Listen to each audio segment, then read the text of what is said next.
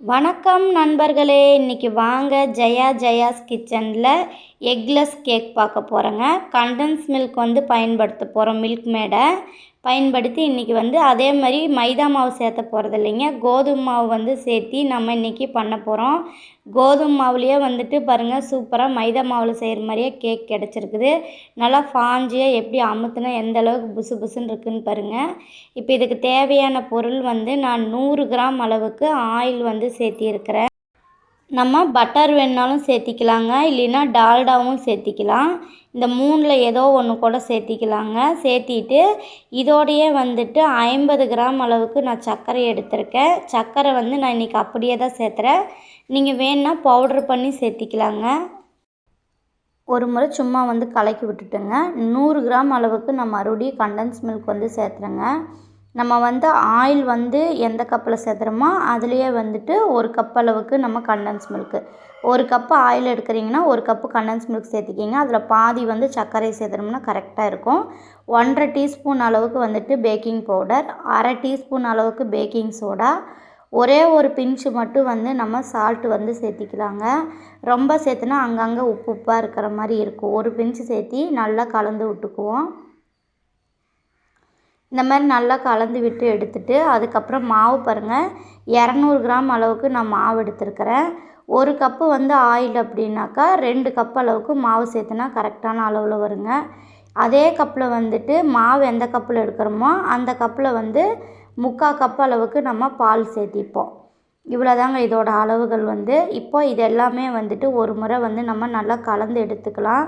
ஒரு 10 நிமிஷம் அந்த மாதிரி கலந்து விட்டோம்னாக்கா நமக்கு நல்லா கேக்கு பதத்துக்கு அந்த மாவு நமக்கு கிடச்சிருங்க. கைவிடாமல் நல்லா ஒரு முன்னே சேர்த்து கலருங்க. ஃபஸ்ட்டு கலரும்போது கெட்டியாக இருக்கிற மாதிரி இருக்கும். கலராக கரெக்டாக வந்துடும் பாருங்கள். இந்த ஸ்டேஜ் வந்துடும். இதுக்கப்புறம் நான் இந்த கிண்ணத்தில் தான் இன்றைக்கி கேக் செய்ய போகிறேங்க. அதுக்கு கொஞ்சமாக ஆயில் தடவிட்டு அதில் மாவு போட்டு, கோதுமை மாவே போட்டுட்டு நம்ம இந்த மாதிரி ஃபுல்லாக எல்லா பக்கமும் இப்படி பண்ணி எடுத்துக்கலாங்க. இந்த மாதிரி பண்ணி எடுத்துட்டு அதுக்கப்புறமா நம்ம எடுத்து வச்சுருந்தா கேக் இதில் ஊற்றிக்கலாங்க அந்த மாவை. இந்த மாதிரி ஒரு முறை நீங்கள் பண்ணி பாருங்கள். உங்களுக்கு கேக் எடுக்கும்போது சூப்பராக வரும். பட்டர் ஷீட் தேவையே கிடையாது. இப்போ 15 நிமிஷம் உப்பு போட்டுட்டு அதில் ஒரு ஸ்டாண்டு வச்சுட்டேங்க. கீழே வச்சுட்டு 15 நிமிஷம் நான் அப்படியே சிம்லேயே வச்சுருக்கேன்.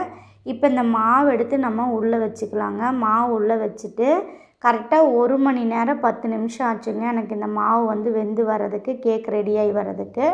கரெக்டாக 1 மணி நேரம் 10 நிமிஷத்துக்கு அப்புறமா பார்க்கலாம் வாங்க. அதே மாதிரி அடுப்பு சிம்லேயே இருக்கட்டும்.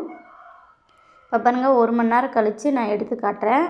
நல்லா வெந்து வந்திருக்கு. இப்போ நம்ம ஒரு கத்தி வச்சு குத்தி பார்ப்போங்க. பாருங்கள், கத்தி வச்சு குத்துனா உள்ளே எதுவுமே ஒட்டாமல் வந்துச்சுன்னா உள்ளே நல்லா வெந்து வந்துருச்சுன்ட்டுங்க. இப்போ இது எடுத்துகிட்டு ஒரு 1/2 மணி நேரம் அப்படியே விட்டுறலாம். விட்டுட்டு நம்ம அப்படியே இப்படி கவுத்தி போட்டு எடுத்தோம்னா சூப்பராக நமக்கு இப்படி வந்துடுங்க. நம்ம கத்தி வச்சு கூட ஓரம் எடுத்து விட தேவையில்லை.